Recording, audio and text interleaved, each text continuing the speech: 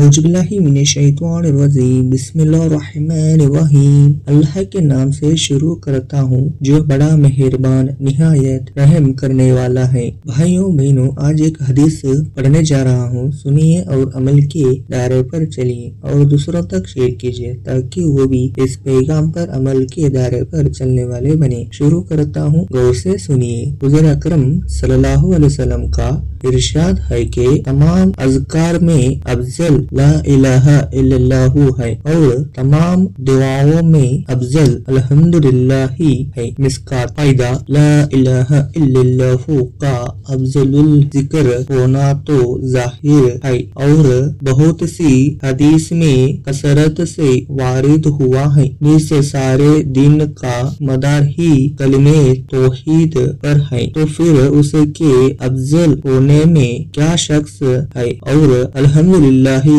को अफजल दुआ इस लिहाज से फरमाया है कि करीम की सना का मतलब सवाल ही होता है। आम मुशाहिदा है कि किसी रईस अमीर नवाब की तारीफ में कसीदा कौनी का मतलब उससे सवाल ही होता है। हजरत इब्ने अब्बास रज़ियल्लाहु अन्हु फरमाते हैं कि जो शख्स ला इलाहा इल्लल्लाहु पढ़े उसके बाद उसको अल्हम्दुलिल्लाही भी कहना चाहिए, इसलिए कि कुरान पाक में फदउहु मुखलिसीन लहु दीन के बाद अल्हम्दुलिल्लाही रब्बिल आलमीन वारिद है। मुला कलीकारी फरमाते हैं, इसमें जरा भी शक नहीं कि तमाम जिक्रों में अफजल और सबसे बड़ा हुआ शिर कलीमे तैयबा है कि यही दिन की वो बुनियाद है जिस पर सारे दिन की तालीमर है और ये वो पाक